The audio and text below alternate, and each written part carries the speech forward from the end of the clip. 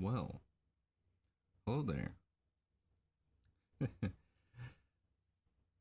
Today is going to be a significantly shorter stream, so I might go over this topic again later. But for now, I wanted to go back to eye tracking because I think it was last week I was talking about how with eye tracking you can do a whole bunch of really cool cuts and edits, and you can distract the audience and lead them away from things, and it's something that beginning storyboard artists don't really pay much attention to when it is actually one of your best friends that you can have when making a scene. So, all right, howdy. Morning, or at least morning on my end. Good to see you. Yeah, today's going to be a really short stream, unfortunately, because I have something that I need to leave for in like 20 minutes. But I want to get to this a little bit on eye tracking and how it can be used in scenes and storyboards and the benefits of it and whatnot. All right, so this is League of Legends Rise music video, which Fortiche did back in like 2018 or something like that before Arcane was made. And there's a whole bunch of little techniques that they use in it that they do not, or that they still use in their modern scenes. And one of them is really, really good eye tracking. So let's go to this. This is one of my favorite bits. All right, so we got this guy. He's climbing. All right, he's climbing up onto the top of this plane. He is currently here. You know, he is right here in the composition. He's in, you know, top left corner. And we got this big composition here where our eye is moving along like this. So let's play this. Well, hold on, it needs to render first because that's how Storyboard Pro. Oh yeah. Yeah, you're on time. I got here late. Yeah. All right, so he's climbing this thing. Woo, okay. There's a bunch of neat little cuts there. What would they do? Well, good question. Let's see. So what they did here, there's a very easy way for this scene to have been messed up. So because this is such a wide shot, and it is, let's see, what's its length? Oh look, here's my notes. Okay, so it's 2 seconds and 14 frames long. So because there's all this space, it's very easy for the audience's eye to be stuck on any of these fingers. Because the audience normally is going to see him here because he is, you know, he's in the brightest spot of the composition. But after about half a second, people are going to look at this hand. They're going to look at that finger. They're going to look at this finger. And they're going to look in this direction. That's the way that the eye is going to move. It's going to go from here to here. Now, what could happen, because this next shot here is only 14 frames long. It's super, super short. You know, this guy pulling the sword out. Shink. See this? See, 14 frames, 20 frames long, 1 second long. So that's a whole bunch of really quick cuts that the audience could lose their attention on. And so what they do here is they need to make sure that your eye is looking back here by the time this scene ends. Because if your eye is actually looking over here, you're going to miss this sword pullout because your eye is going to be looking here, which is not where it should be. So how could they get the audience to look here? It's a big mystery. Well, what they did is, if we scrub through here, all right, I'm looking around, and what's this? Interesting. Whew. Look at that. They use the shimmer from the plants in the wind and this big dust particle here to re-lead your eye back to this point in the composition. So you're looking around here, your eye's looking around here, and then the wind and the shimmering of the plants leads you right back. See? You can see the shimmer is going like that to here, which is where you need to be looking, because they need you to be looking there by the end of the shot. And then look, then the sword pulls out from that exact location that the wind was pointing you towards. And so then that way, even though this is a big wide shot, they know by the end of the shot that the audience is going to be looking here. Regardless of how much information is in the composition, the audience will always be going back to here. And so that's a really cool technique where they're using the effects being plants and like particles and stuff like that, to make sure that the audience isn't looking in too many different places. All right. And if you notice, this eye tracking technique, not with effects, but is then used for this same thing, where the primary action in all these shots, here, exact same spot, and then the sun is also sitting in the exact same part of the composition. So the reason that they're able to get away with these like really fast cuts that are only like, 14 frames long is because all the primary actions are happening in the same part of the screen. So then that way your eye doesn't have to move too far, because if your eye has to move too far too quickly, then what's going to happen is the audience will be disoriented. And you see this guy is still filling up this screen space. But now this guy, he's on screen right. And so the guy who's sneaking up on him is on screen left. And this goes back to what I was talking about last week in terms of continuity, where usually you have one character that's filling up the same screen space throughout a scene until there's like a switch. So you see here, it's clearly established this guy's screen right, this guy's screen left. And then what's going to happen is his sword is filling up screen right, but his face is on screen left. And so kind of symbolically, see, his head is here. Ooh. And he's putting his sword where his head space is.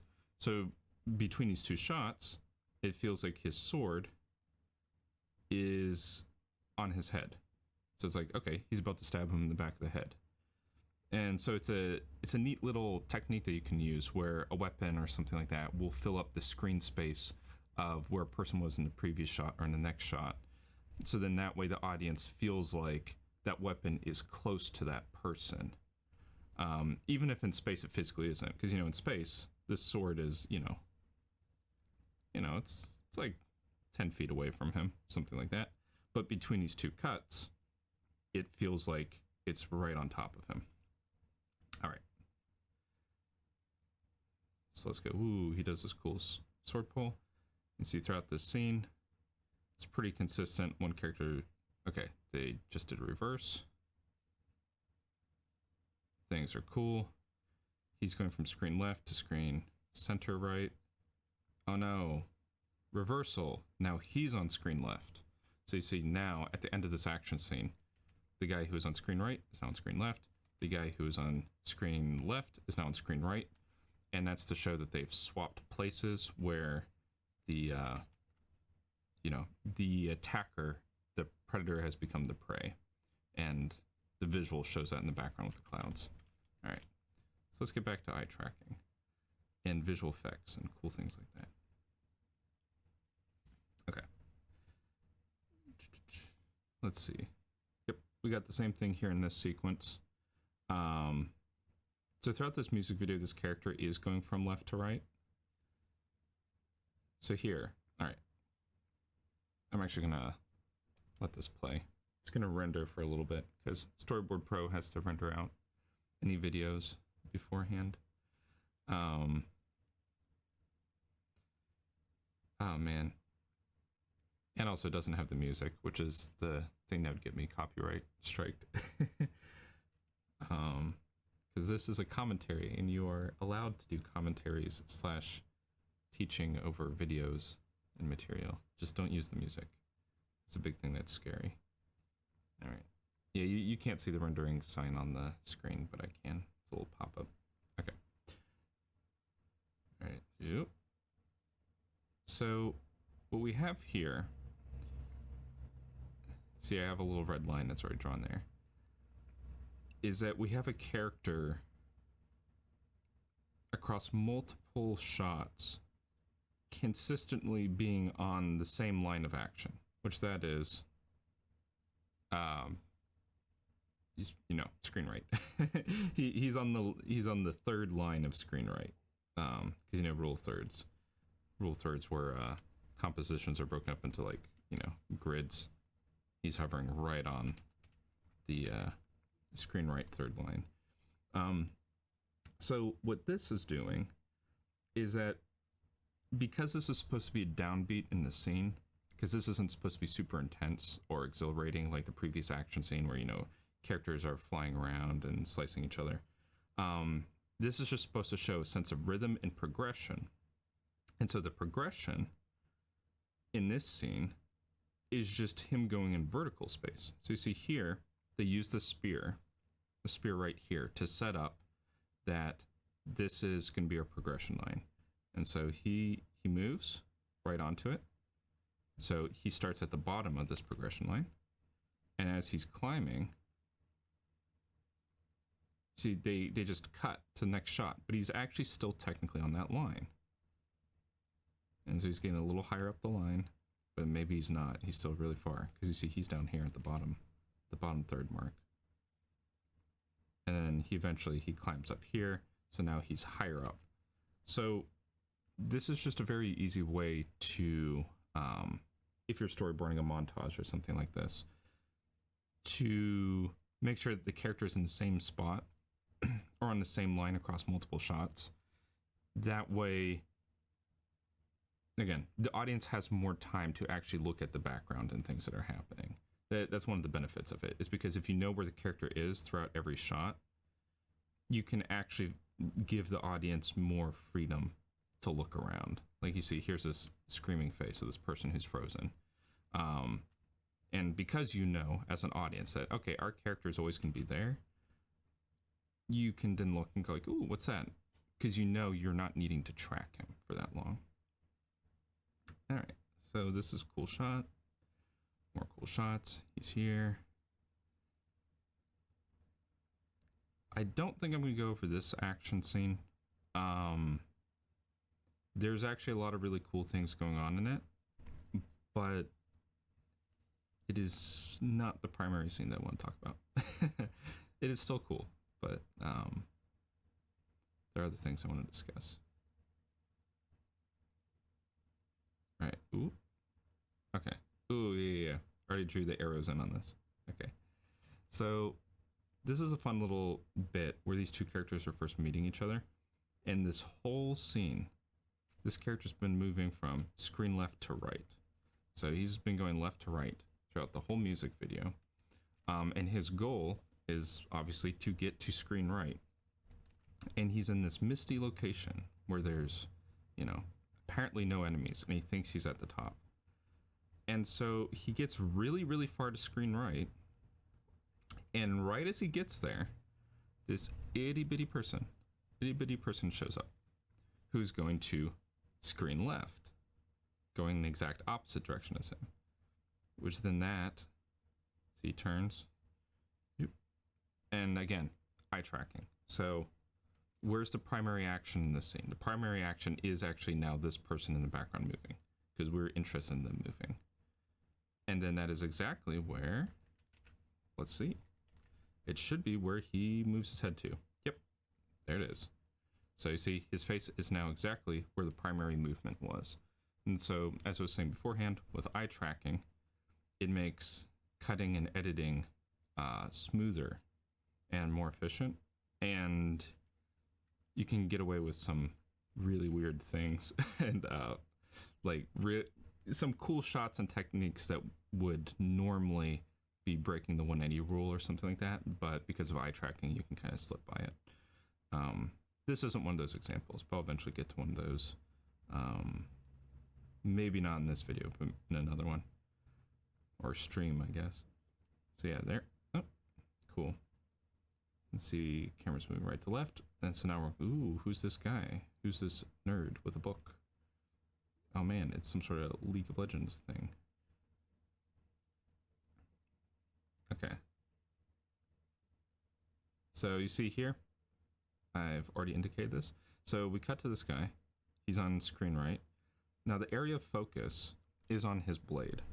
So your eye is going to this green section right here. So your eye wants to look here because this is the biggest thing. So even though he is technically here and he's the protagonist, the biggest movement was here. And the movement then is continued into the next shot, where the start of the movement for this guy is also here at the exact same spot. It is here going to here.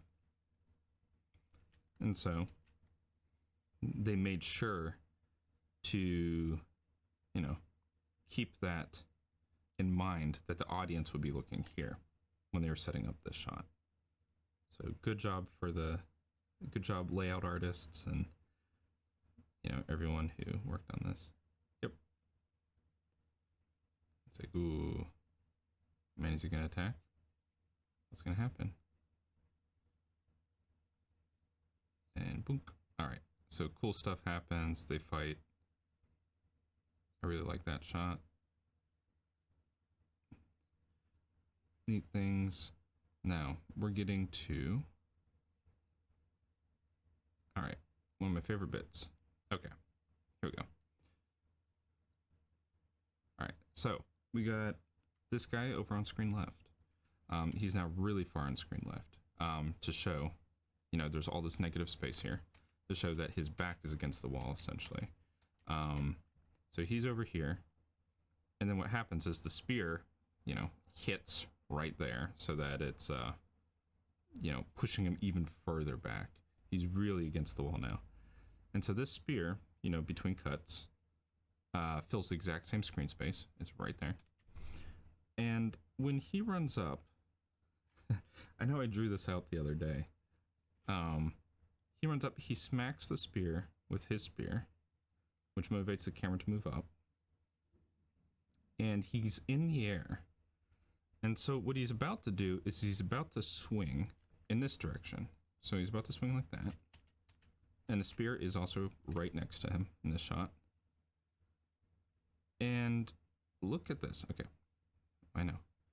Much anticipation. He swings it in this direction. Very cool. To this part of the screen. And then, lo and behold, in the very next shot, it is on this side of the screen.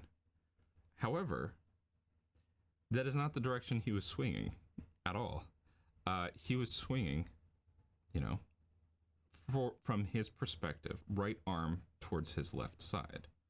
So in this shot, his arm should actually be swinging over here, right? Correct? Because like he actually swung like that. However, that doesn't matter because this creates a much smoother cut. So what happened is this is actually going in the exact opposite direction. Oh yeah. As there a spam bot or something like that. Ah, darn it. Oh well. Get out of here, spam bot. They're usually an auto moderation system on Twitch. It's like, hey, delete such things. All right. Well, it's not telling me, but anyway, yeah, suspicious link. Do not click. Yeah. So this is just a really cool cut. So I'm just gonna play through it. Yeah, it's just a really neat cut. Where they realize that it's like, hey, you, like that's super slick and smooth. Like that's one of my favorite cuts. Slash edits slash whatever you want to say. Just the fact that when making this, they're like, yeah, screw the continuity. We're just gonna go with eye tracking, where he swings in that direction and that looks good. And then in the next shot, his arm is just gonna be in the exact same screen space where your eye was looking, but the action does not actually follow through. It is now a different action. Beforehand he was swinging, now he's pulling his arm back. And so the momentum is carried because the motion is zook, and then this is now still continuing. It's continuing the motion between shots, regardless of the accuracy of this, of like what happened previously. And so here he is still continuing that momentum that was built up from the swing. And another thing that so you see right here, he is right next to the pole. So the pole's right there. And then here is now, oh, look at that. I drew a little character. He found the pole. The pole's now way over there. Again, that is not a huge error, or that's not actually an error. I mean, this is a technique. They're intentionally doing that. Because if they're to keep the pole in the shot, like where it should be, it should technically be here. However, that is visually distracting because they're trying to make this nice, clean silhouette here. And this is what I was talking about sort of yesterday with Across the Spider-Verse, where like where they are in geography and space shifts, objects kind of move around in between shots to make things certain actions more clear or certain beats more clear. And so for this, they scooted that pull back probably a good 5-10 feet or something like that, just so that this silhouette reads better and so that it is not distracting to the audience. If you notice, this pole is so it's like almost nearly invisible because it matches the background perfectly, and that's because they do not want you as the audience for even half a second to accidentally be looking over here. Because there could be a risk of that because it has a strong line, and the line is almost the exact same length as his weapon. It could technically be distracting. And so what do? They make it nearly invisible and they push it further back. So, and boom, big explosion. Now we're going to go into our last little bit on neat little techniques. So this one, what's cool about this is that they need to get a camera move. You know what? I'm going to play it. I will play this because it's weird if I'm explaining something and then I don't actually play it. It's like, how do you know what I'm talking about? All right, so here's our guy. Maybe. All right. Ooh, the camera moves. Whoa, very exciting shot. Neat technique. However, as a storyboard artist, there are things where it's like, hey, how do I go from a static shot, because you see this is a static shot, to the camera is now spinning? Because usually when you're storyboarding a scene or making a scene where there's a camera move, there needs to be a motivation for the camera move. Like, there needs to be like, oh, hey, like, he looks over to screen left and there's someone behind him or something like that. And then that motivates a camera move. Or sometimes it's, hey, he looks in this direction. And then the camera would then move to see what it is he's looking at. Maybe he sees two people over here. So to start a camera spin from a static point, where you see here he is static, is actually tricky. And what they do here is that they use him twitching from the sunlight and the wind. See? The wind goes through his hair right here. See, watch. Ooh. And that starts the momentum for the camera spin. And so they're using that. Yeah, the animation's really good. But they're using the hair and the wind to motivate a camera move. Because it is, if there was no wind moving, if there was no hair moving, wind moving. If the hair wasn't moving, and if his face didn't move, if it was just static, and the camera just randomly was like, all right, we're spinning now. Like, that'd feel really stupid. Like, to the audience, you would notice, like, oh, that's kind of gimmicky. The camera wasn't moving, and now it's moving. But because of that little bit of, hair movement and him reacting, that provides motivation. And then the other thing that kind of provides motivation is that because there's a light source that he's looking at, we're now kind of interested in seeing it. So, long story short, as you may have noticed in some of these shots beforehand,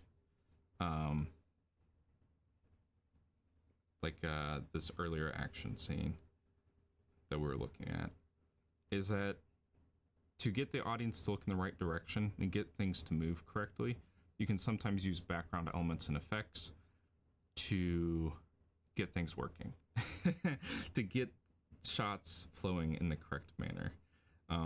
Because again, like when storyboarding, it is sometimes difficult where you're like, hey, this character isn't moving and I need them to move, or I need to cut to this next shot, but I actually do not have a motivation source to cut to the next shot. And so sometimes you can just do very simple things like this, where it's like, hey, I'm going to use the wind blowing through his hair, and that is what I'm going to use as my source and motivation to cut to another shot. So like alternatively, what you could have done, like maybe I need to cut to another type of shot, is like, I could have a piece of paper blowing in the wind across, like it goes past his vision or something like that, and then that also could have helped start motivation for a camera spin. Yeah, either way, yeah, it's a really cool music video, and a lot of the techniques that they use in this music video, 2018 World Championship, are used basically in all their projects now. So like all this different stuff, like if you watch any scenes from Arcane, they're using a lot of these techniques, and they're really concerned and focused with eye tracking. Yeah, fortunately, I think more animation teams and artists are understanding eye tracking now.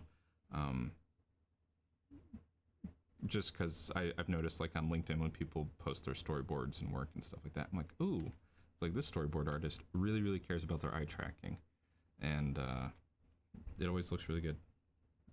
Anyway, unfortunately, I cannot go into more detail or depth today, or even really get into drawing, because I got work to do, and I got to skedaddle in like 15 minutes or so. By the way, thank you all for showing up and looking at this little lecture / analysis on League of Legends Rise's music video from 2018 and its use of eye tracking and other neat techniques. Alrighty, I'll see you.